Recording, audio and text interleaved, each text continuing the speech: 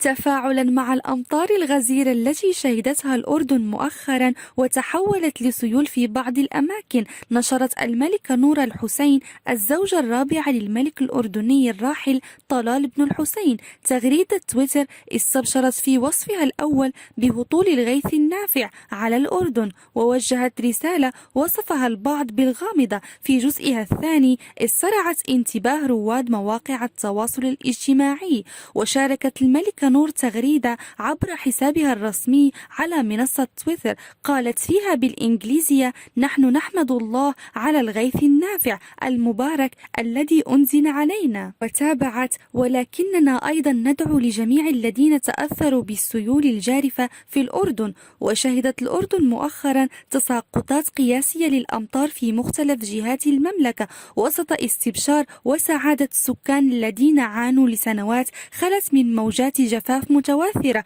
وأثقلت كاهن ملايين من الباحثين على موارد مائية كافية لهم ولماشيتهم.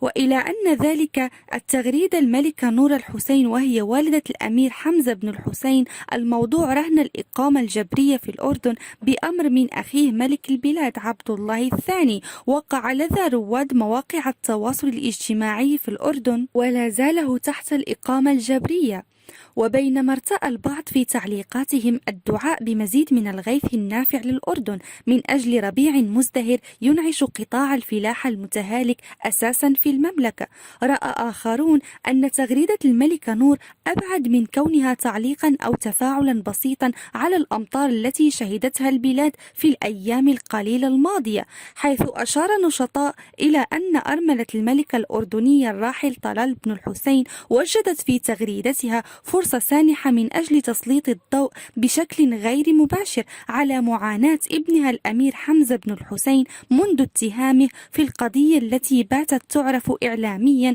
بقضية الفتنة، حيث اتهم الأمير حمزة بن الحسين في مايو آيار 2021 من قبل الديوان الملكي بقيادة أخيه غير الشقيق الملك الحالي عبد الله الثاني بالمشاركة من زعزعة أمن المملكة ونظام الحكم. وقد أعلن العاهل الأردني حينها رسميا فرض قيود على اتصالات وتحركات وإقامة ولي العهد السابق الأمير حمزة بن الحسين.